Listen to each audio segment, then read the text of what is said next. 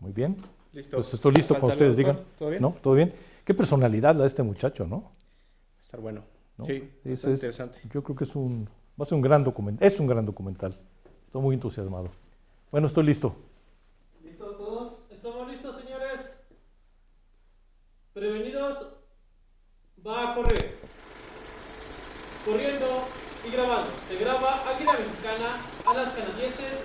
Toma uno en 5, 4, 3, 2.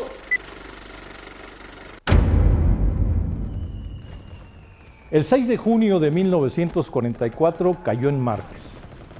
A las 6:30 de la mañana de ese día, 156,000 hombres comenzaron a desembarcar en 5 playas de Normandía. Esto es un trecho de más de 80 kilómetros del litoral francés en el Canal de la Mancha. Miles perdieron la vida en las primeras horas de la batalla. ¿Cuántos? Solo podemos estimar. No se puede medir la sangre derramada.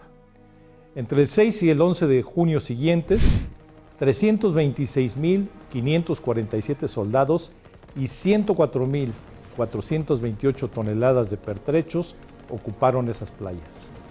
Aquella jornada pasó a la historia como el día D, el principio del fin del Tercer Reich, la maquinaria ideológica y militar que se había propuesto dominar al planeta.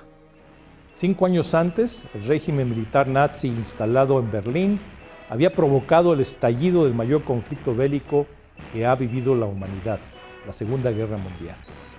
En aquel primer asalto, ondearon las banderas de 13 naciones: Australia, Canadá, Bélgica, Francia, Checoslovaquia, Grecia, Nueva Zelanda, Holanda, Noruega, Polonia, Inglaterra, Estados Unidos e incluso la del Principado de Luxemburgo, cuyo ejército antes de la guerra era de apenas 50 soldados. México no intervino en la operación.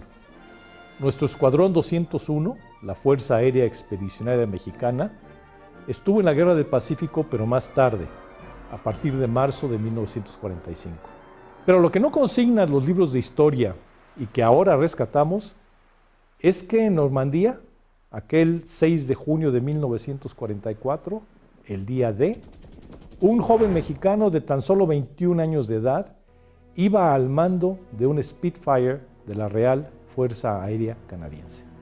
Su nombre, Luis Pérez Gómez.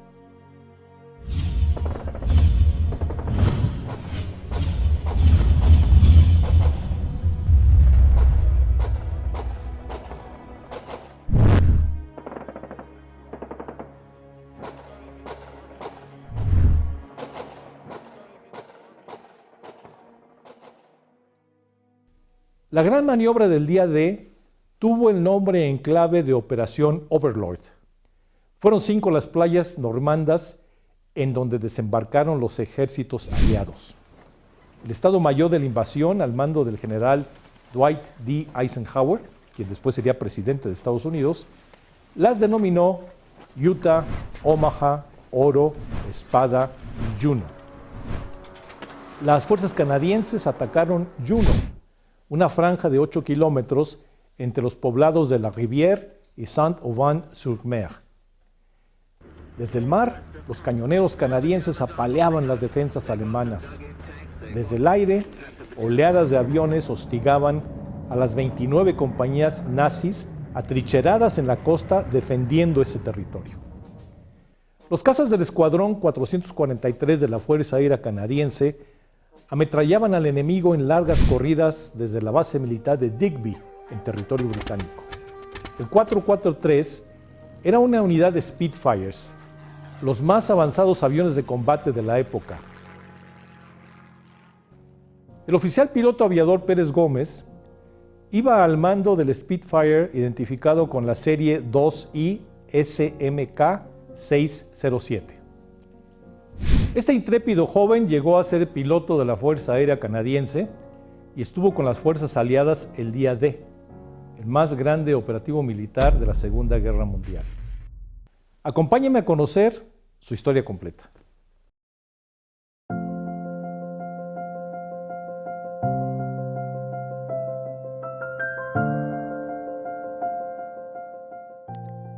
Luis Fernando Pérez Gómez y Navarro nace el 8 de octubre de 1922 en la ciudad de Guadalajara, la llamada Perla Tapatía, como se conoce a la capital del estado de Jalisco, ubicado en el occidente de la República Mexicana. Desde pequeño, Luis sueña con ser aviador. En la azotea de su casa construye hangares con cajas de cartón para sus avioncitos de lámina. Después de la muerte de su madre, Luis es enviado a Mérida, Yucatán, en donde estudia la secundaria y posteriormente a la capital de la República para cursar la preparatoria. Ahí vive con su abuela materna y unas tías en la calle de Medellín, en la colonia Roma. Al estallar la Segunda Guerra Mundial, en septiembre de 1939, en México se viven no solo las secuelas de la expropiación petrolera, sino la incertidumbre de la recta final del agitado sexenio del general Lázaro Cárdenas. Los periódicos y los noticiarios que noche a noche reúnen a las familias alrededor de los grandes radios de bulbos dan noticias alarmantes de los avances de los ejércitos alemanes en Europa. Austria y Checoslovaquia están bajo la bota nazi e Inglaterra se defiende heroicamente. El joven Luis, en aquel entonces a punto de cumplir 17 años, es un buen estudiante, muy sociable, inquieto, deportista, inteligente, curioso y apasionado. Pertenece a los Boy Scouts, practica la natación, juega béisbol, corre pista y campo y gana un campeonato de salto de altura de las escuelas preparatorias. Estudia inglés. Sus aficiones son la fotografía y el aeromodelaje. Ya perfectamente adaptado a la vida en una ciudad que por aquellos años tiene poco más de 1,5 millones de habitantes, calles arboladas, muy pocos autos, pero muchos camiones y muchos tranvías, y quizá animado por la avalancha informativa de los periódicos y la radio, Luis sintió crecer un llamado interior, tuvo una epifanía. El mundo estaba en peligro y no debía quedarse cruzado de brazos. Ese era el momento indicado. Buscaría convertirse en piloto aviador, posiblemente en un héroe en uniforme.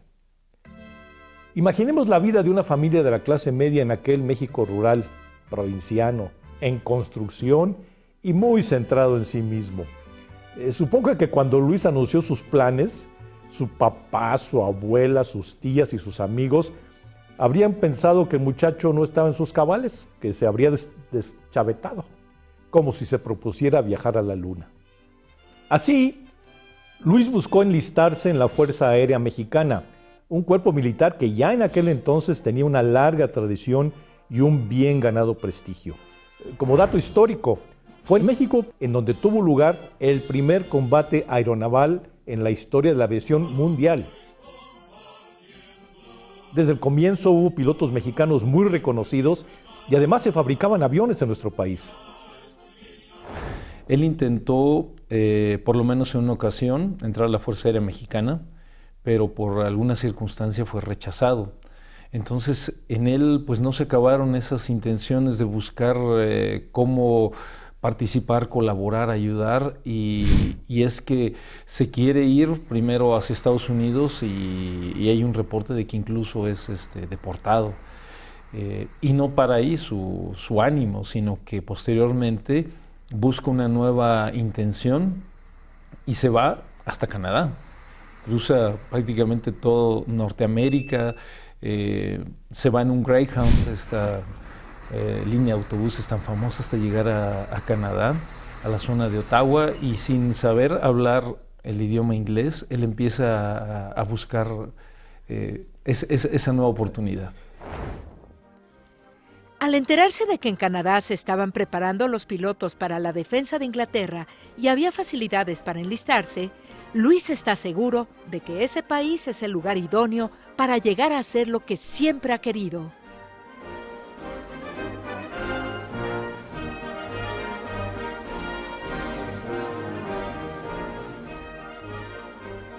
En 1940, a los 18 años, y luego de un viaje de casi 4.500 kilómetros por tierra, desde la Ciudad de México con rumbo a Ottawa, la capital de Canadá, Luis comienza a preparar el terreno para alcanzar su meta. Con la camaradería que lo caracteriza, Pronto conoce a un compatriota que lo ayuda.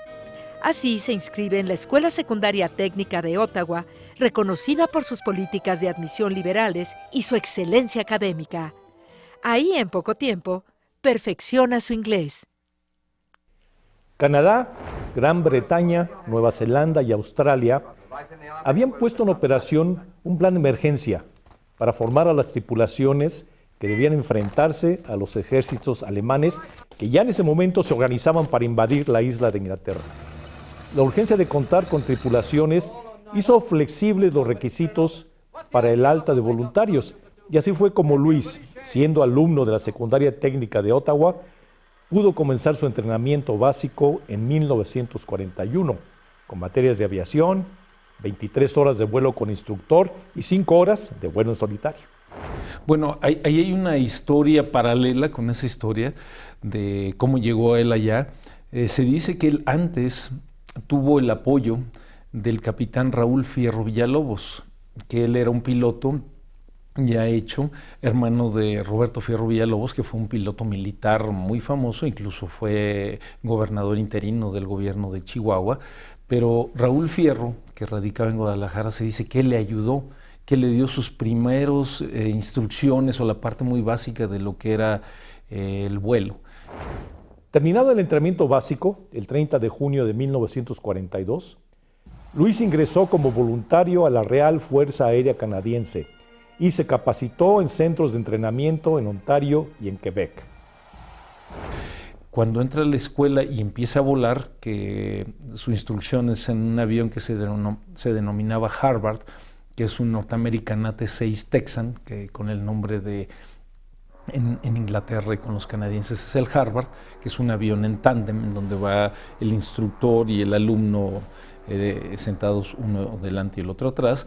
Pues él empieza a tomar sus primeras prácticas de vuelo, y es donde en realidad aprende a volar y donde dicen que pues es bastante bueno para esto del vuelo. Finalmente, el 6 de agosto de 1943, recibió sus alas y su nombramiento como oficial piloto aviador. Este logro llama la atención de la prensa local.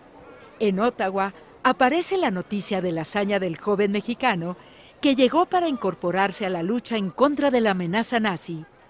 Los Boy Scouts canadienses lo reciben como uno de los suyos.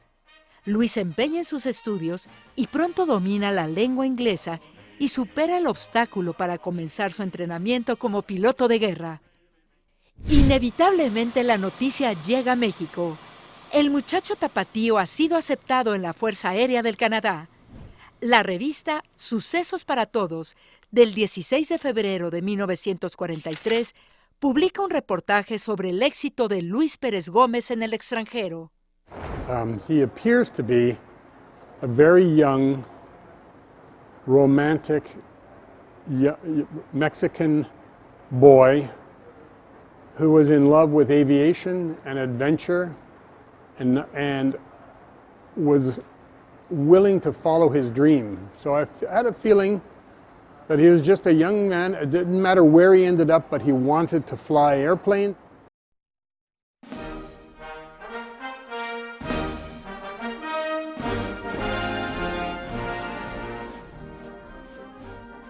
Luis Pérez Gómez fue un alumno empeñoso y disciplinado que aprobó exitosamente todas las materias. Muy pronto se granjeó el aprecio de sus compañeros y de sus instructores.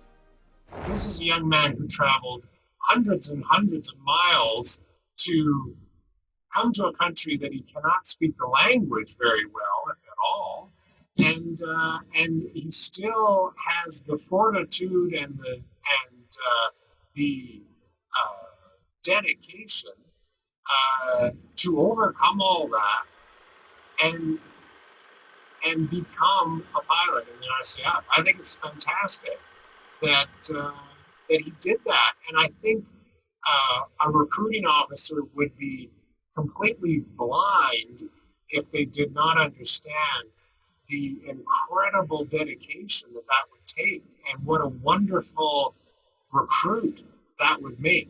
He's already committed himself more than most.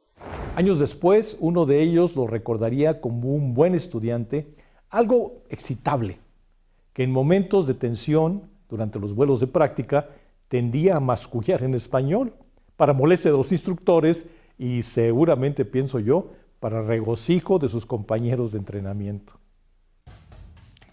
El 9 de noviembre de 1943 se le asigna al Escuadrón 127 con base en Dartmouth, Nueva Escocia, donde pilotea aviones de entrenamiento y participa en misiones de patrullaje de la costa canadiense, siempre amenazada por los submarinos alemanes. Finalmente, Luis llega al Spitfire, uno de los aviones más avanzados de su época. Hoy se le sigue considerando una de las máquinas voladoras más poderosas y letales en la historia de la aviación militar, además de una de las más bellas. And as he carried on, he would have gone to a service flying training school. But after 8 weeks at the elementary flying, you then spend 16 weeks at service flying. And that's where he'd get his hands on the controls of a Harvard. And the Harvard was a much more powerful aircraft. It was 600 horsepower, and it was the type of aircraft that would most emulate what he would be feeling in a Spitfire. A Spitfire, of course, is double the horsepower of that. So it's an incremental increase of power and ability and agility. And so once he was finished at service flying training school, he would be ready to move up to an operational training unit in Great Britain and get his hands on a Spitfire, likely for the first time. This is a Supermarine Spitfire Mark 9.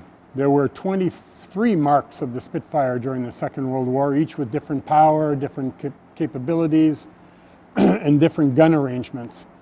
This would have been the type of Spitfire that Luis would eventually fly on squadron. But he was still at the operational training unit. There he learned to fly probably on older Spitfires. The newer ones were used in the frontline service. At the operational training units, they had what they called clapped out, kind of beat up old Spitfires, and they kept them in good maintenance though, and he probably learned on a Spitfire Mark V or Mark II.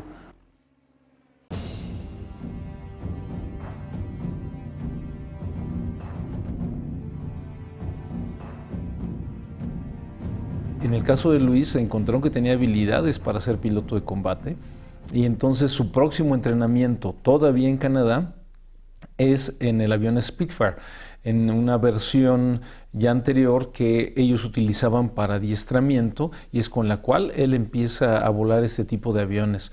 El Spitfire en su momento era un avión, pues era como un Rolls Royce, porque de hecho traía un motor Rolls Royce, era muy rápido, muy ligero, un motor Merlin Rolls Royce. 16 cilindros. Y eso pues a él le permitió pues ahora sí que desarrollar sus habilidades de vuelo, porque pues obviamente era un avión con un motor en línea muy grande, en el cual llevas toda la potencia al frente, entonces eran aviones muy rabiosos, muy nerviosos y que alcanzaban grandes velocidades. Estamos hablando de que en esa época un avión que alcanzaba más de los 300 kilómetros por hora, 400, incluso un poco más, era ya algo pues muy destacado en su momento.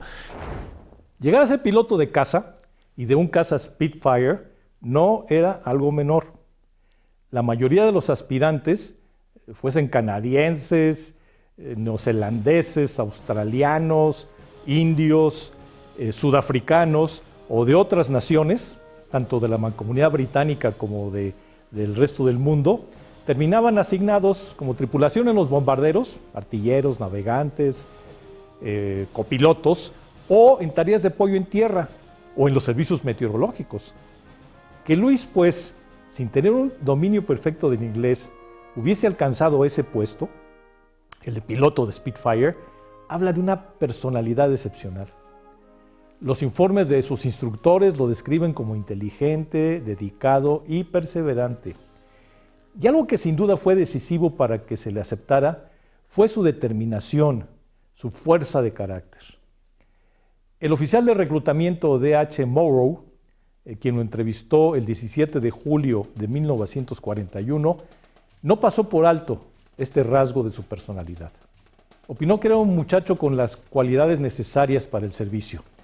Tengo aquí una copia del informe que este equipo de trabajo obtuvo en el expediente de Luis, que se resguarda en los archivos nacionales en Ottawa, en donde el médico de H. Morrow opina y firma, además, dice fair education, can read and write and speak English fairly good, desires air crew education y otras reseñas, pero me gustaría subrayar y destacar lo siguiente. El oficial Morrow dice que si bien se trata de un caso que pudiera suscitar dudas, el hecho de que Luis hubiese viajado por tierra 4.500 kilómetros sin hablar inglés o hablando muy poco inglés, con muy poco dinero y sin que nadie lo esperara en aquel país, nada más para unirse a las filas de la Fuerza Aérea, era algo que desde el punto de vista del médico lo obligaba a pedir que se le diese una oportunidad a Luis. Pues ya que sin el obstáculo del idioma, probablemente tendría un buen desempeño, como quedó demostrado en los hechos posteriormente.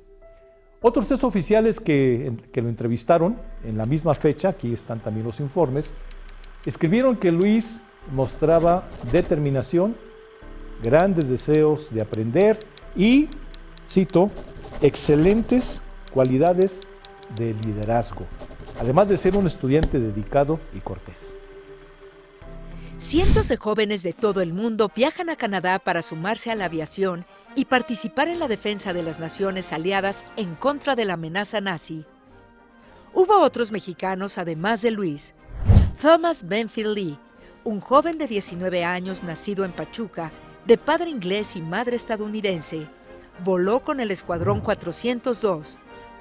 Sebastián Bernardo de Mier y Alberto Brown Torres también volaron con la aviación de la hoja de maple. El investigador Stephen Heiter documentó 32 nacionalidades en los programas de entrenamiento. But to know that young people travel from all over the world to train in Canada is a wonderful thing. And we've always felt a very multicultural country, but it would have been awe-inspiring in the 1940s to see so many different cultures coming together for one common purpose. And, obviously, the fear of what the German Nazis were doing was obviously inspiring young people to take up the call for democracy. Well, the Royal Canadian Air Force was looking for recruits and volunteers, so there's the number one reason they needed people. And they needed foreign nationals. They asked Americans join the Royal Canadian Air Force, people from Argentina, mostly English-speaking British people whose families lived in Argentina, did what Luis did. They probably went by ship or rail or something, not hitchhiking, but the sons and scions of wealthy families were expected to fight, and they came to Ottawa. In fact, a lot of Argentinians came to Ottawa, Argentinians who have British heritage, and joined the RCAF. So the RCAF was looking for people, and they looked for people with potential, and Luis clearly had the potential. It wasn't that magical, a little surprising given his inability to speak English very well. By the time that he was chosen chosen for flying instruction, his English was obviously good enough to move him on. And they were impressed. If you look at the reports and the assessments, they were impressed by him. They saw him as extraordinarily determined. And I think that came through. And so the next step for him would be they would choose a school for him to begin his flying instructions.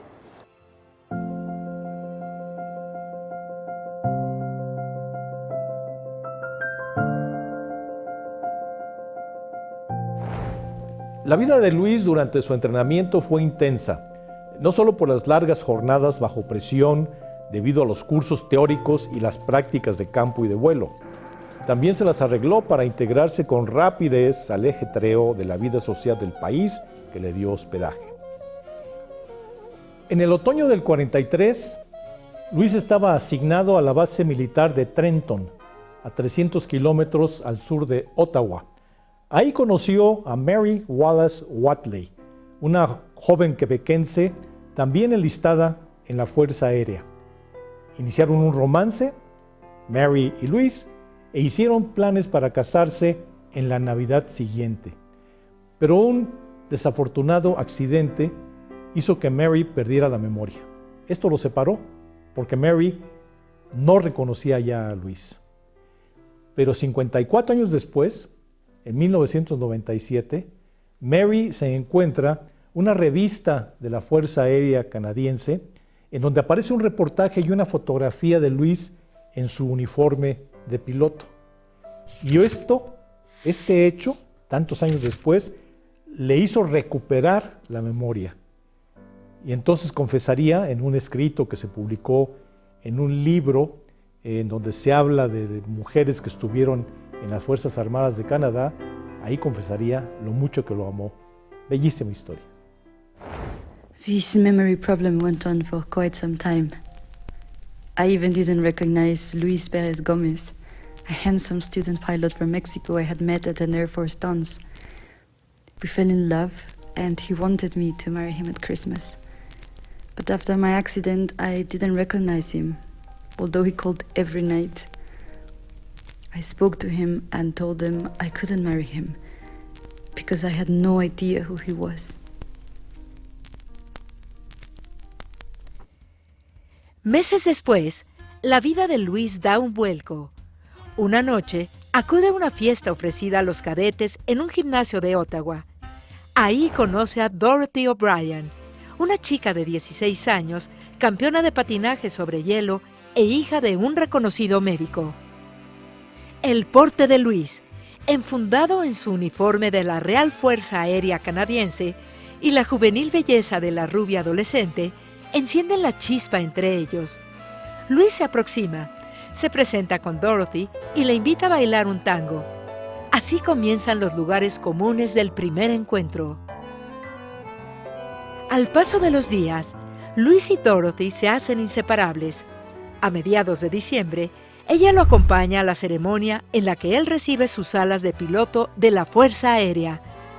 Pasan la noche vieja de 1943 mirándose a los ojos en el Canadian Grill, el elegante centro nocturno del castillo Laurier, el alcázar que domina el centro de Ottawa. Luis pide un tango a la orquesta y saca a bailar a Dorothy. Las parejas le ceden la pista y aplauden los giros de los enamorados. Muchos años después, ella recordaría que fue como volar y nunca olvidó los aplausos y las exclamaciones que las chicas y los chicos les brindaron aquella invernal noche.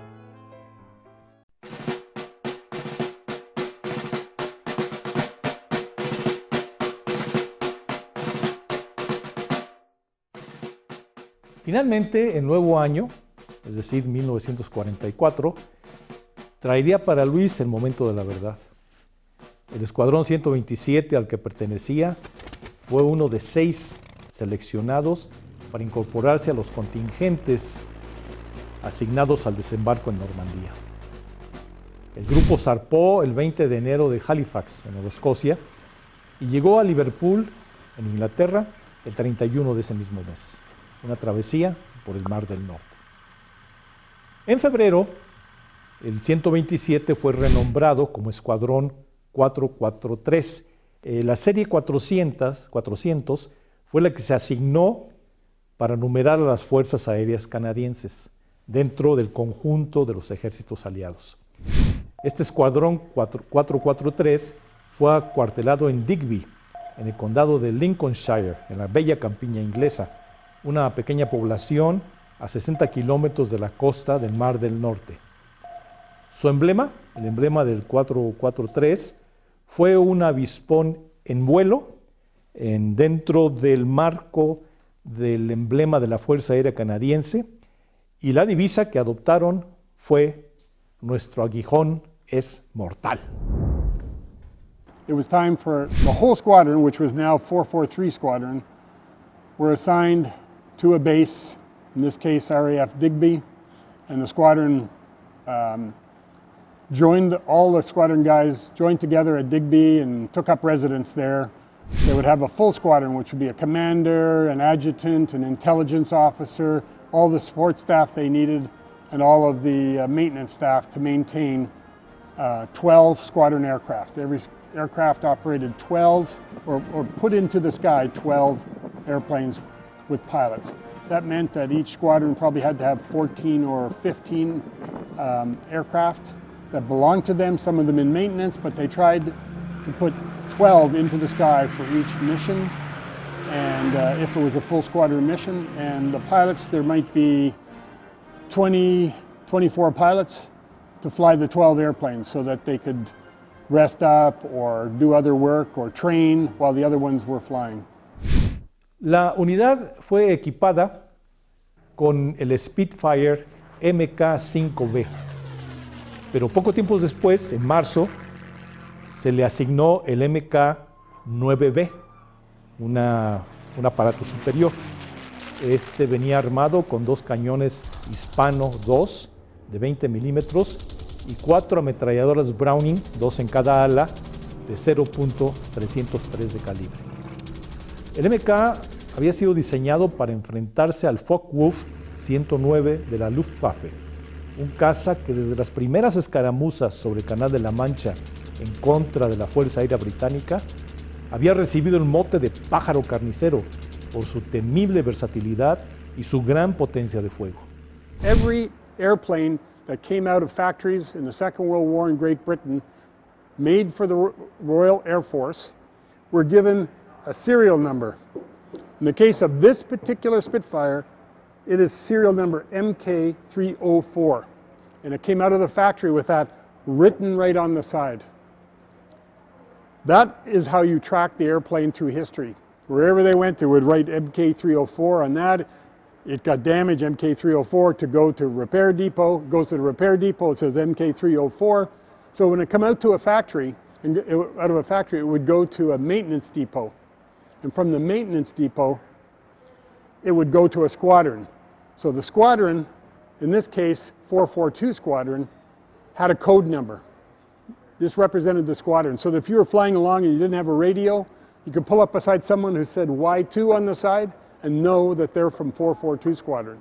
Or if you saw an airplane crash and you saw it going down and you read the squadron code, you say, I think that guy was from 442 Squadron. So this Y2 is specific to 442 Squadron. 443 Squadron, which is the squadron that Luis flew for, their code, some people think it's 21, but it's not. It's 2I. 2I, not 21, 2I. Capital I, looks like a 1. That's the squadron code. Luis participó en patrullaje sobre la costa y al interior del continente. Su escuadrón se acreditó la destrucción de convoyes y trenes militares alemanes y el derribamiento de aviones Heinkel, bombarderos, y Messerschmitt, cazas de la Luftwaffe. En la madrugada del 6 de junio de 1944, los pilotos acuartelados en la base de Digby, igual que aquellos distribuidos en 100 pistas y 100 bases en el territorio inglés, recibieron la noticia de que el día esperado había llegado. A lo largo y ancho de la isla, las tripulaciones de 12,000 aviones recibieron su plan de vuelo. 196,000 paracaidistas se alistaban en los bimotores y deslizadores. Y 7,000 buques, con 156,000 hombres, navegaban ya a esa hora de la madrugada rumbo a las 5 playas de Normandía, en donde daría comienzo el asalto final, la llamada Fortaleza Europa, que los nazis habían levantado. El escuadrón 443 recibió sus órdenes en medio de una gran tensión. El objetivo era ametrallar a las defensas nazis atrincheradas en la playa Juno en apoyo de las unidades canadienses comisionadas para asaltar ese trecho de la costa. Una vez que el 15 de junio quedó asegurada la cabeza de playa con un enorme costo en vidas, el escuadrón 443 fue reubicado en un campo aéreo en Sainte-Croix-sur-Mer, a menos de 4 kilómetros del frente de batalla sobre territorio francés, como cabeza de operaciones para misiones ofensivas y de apoyo a las fuerzas aliadas. El 443 fue el primer escuadrón canadiense en operar desde territorio francés y el primero en lanzar ataques de largo alcance en territorio alemán.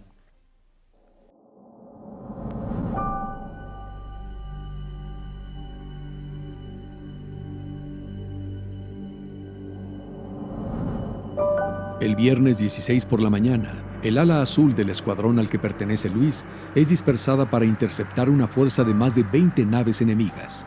Pero al llegar al punto de intercepción, solo se topan con un solitario Messerschmitt Bf-109 que derriban sin mayor dificultad.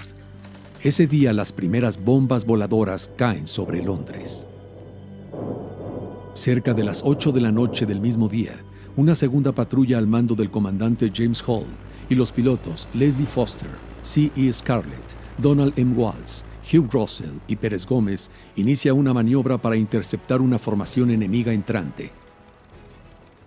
Foster y Scarlett se mantienen bajo el techo de nubes, mientras que Hall, Walsh, Russell y Pérez Gómez ascienden en formación de ataque. Al salir del banco de nubes, encuentran un agrupamiento de Focke-Wulf 109 y de inmediato comienza la escaramuza. Hall y Russell son los primeros en ser derribados y no sobreviven. El avión de Walsh es rasgado por la metralla y entra en picada, pero el piloto logra saltar. Instantes después, ve cómo un solitario Spitfire da un giro a babor en una maniobra evasiva con varios cazas alemanes en persecución. Es el 2IS MK607 de Luis Pérez Gómez. El día que el escuadrón partió hacia la base en Inglaterra, Dorothy y Luis se despidieron en Union Station, la antigua estación del tren que está en el centro de Ottawa, precisamente frente al Château Laurier, en donde habían pasado la Nochevieja anterior. No hubo palabras, pero en su abrazo estuvo la promesa de no volver a separarse cuando él regresara. Dorothy simplemente vio alejarse el tren abarrotado de jóvenes alegres y emocionados por la abertura que les esperaba, jóvenes inconscientes, una emoción propia de esa edad. Sin embargo, la mente y el corazón de Luis debieron haber regresado de golpe a la realidad. Se habían agotado las municiones de sus 4 ametralladoras y 2 cañones y estaba en la línea de fuego de las naves enemigas. ¿Habrá maldecido en español a los implacables pilotos alemanes de gran experiencia, seguramente llegados de otros frentes para participar en la batalla en contra de la invasión aliada? El Spitfire de Luis entra en barrena. Mientras desciende en paracaídas, Walsh contiene la respiración al ver que la cubierta de la carlinga del avión de Luis se desprende y Luis abandona el aparato en llamas. Pero entonces Donald Walsh ve con horror cómo el paracaídas de su amigo se incendia y el joven mexicano se precipita a su muerte. Walsh toca tierra en un bosque. La resistencia lo rescata y regresa a la base. Luis y su Spitfire se estrellan en un campo de cultivo en las proximidades de Sassy, un pequeño poblado de agricultores. El oficial Pérez Gómez es el único mexicano en morir en combate al servicio de la Real Fuerza Aérea Canadiense en la Segunda Guerra Mundial, 10 días después de iniciada la invasión del Día D. In his career, Luis was at the absolute pinnacle of aviation on the planet. To be a Spitfire pilot, a Mustang pilot, a Corsair pilot, these are the most beautiful, most technically advanced fighter aircraft, and you relied only on one person, the pilot, to manage all of this. He was at the top of his game. He was in the major leagues now.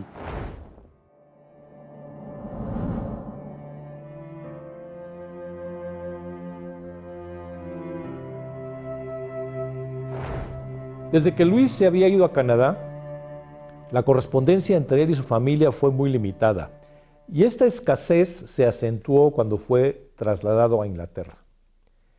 Él mismo lo explicó en la que fue quizá la última misiva enviada a su padre. Mi querido papacito, bastante tiempo hace que debería de haberte escrito, pero debido a cambios de aquí para allá no me había sido posible porque me gusta escribirte en paz, sin prisas de ninguna especie, puesto que tengo mucho de qué platicarte. Si algo me sucediese a mí, todas mis cosas te las mandarán a ti, así como mi cuenta. Pero no hay por qué preocuparse ni pensar en nada malo, yo estoy muy bien y contento. Claro que los extraño mucho. Este país es muy bonito. Figúrate que en las tardes libres nos vamos a andar en bicicleta y a jugar tenis. Ante la escasa comunicación, para su familia debió ser un golpe devastador recibir, luego de meses, un primer aviso oficial informando de la desaparición y presunta muerte de Luis. Ayer nos avisaron que Luis desapareció en Normandía. No dijeron más, pero yo creo que mi pobre hermano está muerto.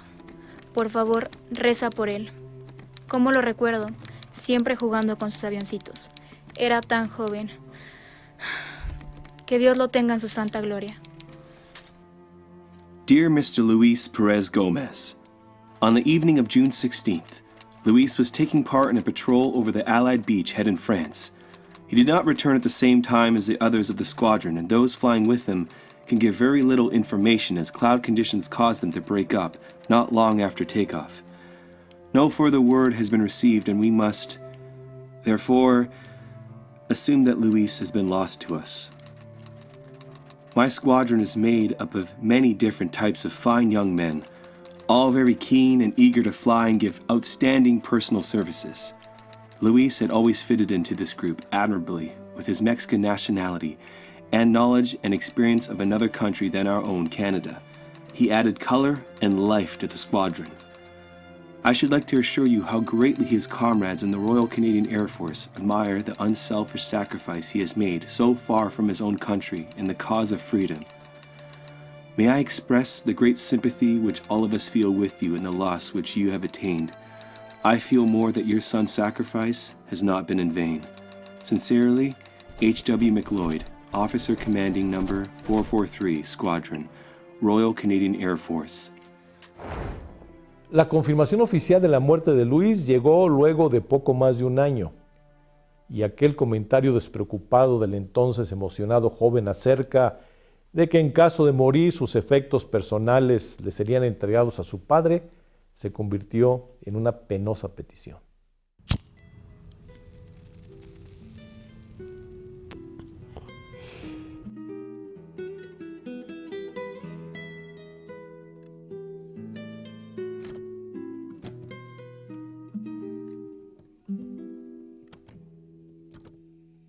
En relación con la muerte de mi hijo, el piloto aviador Luis Pérez Gómez, ocurrida el 16 de junio de 1944 y confirmada por el jefe del Estado Mayor de la Fuerza Aérea, se me informa que usted se encuentra a cargo de los efectos personales y prestaciones del servicio de Luis.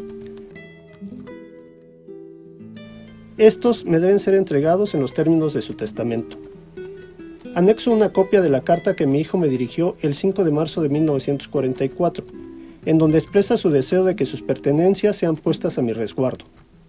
Por favor, tome en cuenta este precedente. Espero tener noticias suyas sobre este asunto a la brevedad posible. Para Dorothy no debió haber sido menos penoso enterarse de lo sucedido ese 16 de junio de 1944. Tan solo una semana después, el 23 de junio, Dorothy recibió el primer telegrama. El piloto aviador Luis Pérez Gómez había desaparecido en acción en algún lugar de Normandía. Su corazón se detuvo, pero aún así guardó por meses la esperanza de que ocurriera un milagro. Cuando el segundo comunicado llegó a principios de julio del año siguiente, con la noticia oficial de la muerte de Luis, la ilusión de volver a verlo, que había guardado durante más de un año, se desvaneció en un instante. Dear Miss O'Brien, it is with deep regret that I must inform you that advice received from the Royal Canadian Air Force Casualties Officer, overseas, states that Flying Officer Luis Perez Gomez is now for official purposes presumed to have died on active service on the 16th of June, 1944. I realize that this letter will be a blow to the hopes you have entertained for so long, and in your added sorrow I offer you my deepest sympathy. May the same spirit which prompted him to offer his life give you renewed courage. El dolor de Dorothy es apenas soportable. Vive día a día con la memoria de Luis. Tiene el impulso de viajar a Europa para recuperar el cuerpo, pero la guerra aún continúa. No es claro el lugar en que fue derribado. No se sabe en dónde quedaron los restos y nadie tiene tiempo o ánimo para atender a una chica desolada y llorosa.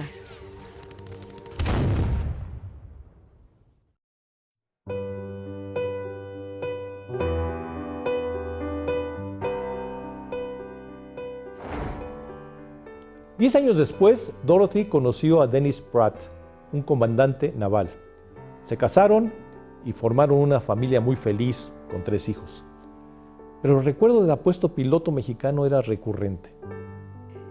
Años después, Dennis busca y encuentra en un registro militar el nombre de Luis Pérez Gómez y el lugar de su sepultura.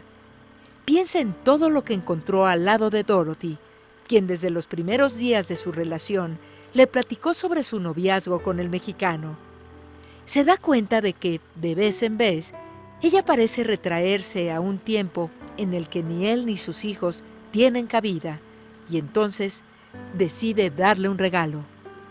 Dennis investiga hasta tener toda la información del paradero de Luis. En 2001, lleva a Dorothy a Normandía y juntos visitan el panteón de Sassy, en donde Luis está sepultado. Dorothy está decidida a no permitir que se pierda el recuerdo de Luis, tanto por él como por el acto de amor tan grande que le regaló Dennis. En 2004, con el ayuntamiento de Sassy, Dorothy organiza un homenaje para el 60 aniversario de la muerte del aviador. Manda cartas al gobierno de México y a la embajada en París. El ayuntamiento bautiza la plaza del pueblo como Place Pérez Gómez. Dorothy, orgullosa, devela la placa. Those who die in war do not really die. In my dreams, I'm still 16 and he's still 20.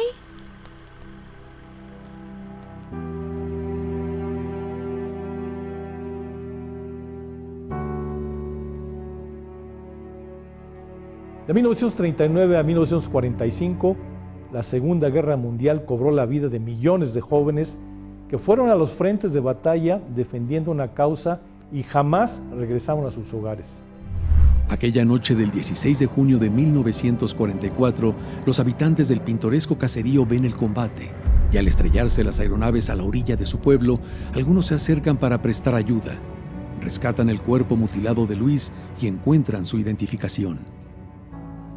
Para impedir que sus restos cayeran en manos de la soldadesca nazi en retirada o de la policía secreta alemana, la despiadada Gestapo, guardan su identificación y lo sepultan en el cementerio de la iglesia de San Protasio y San Gervasio, con un nombre francés.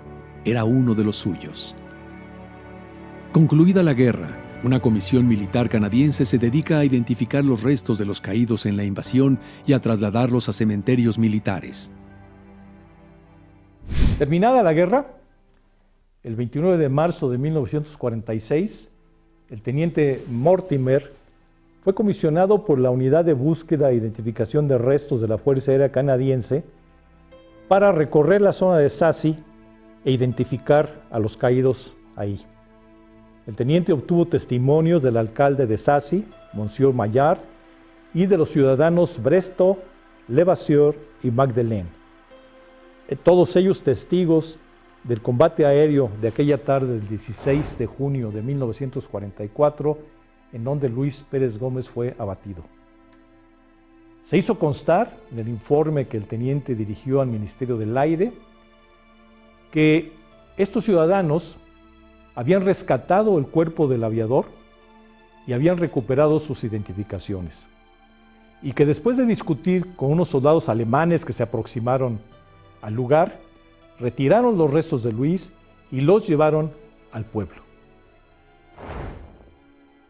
Le 10 juillet 1944, vers 10h du soir, un convoi entre des avions britanniques et allemands a lieu au-dessus de Sassy.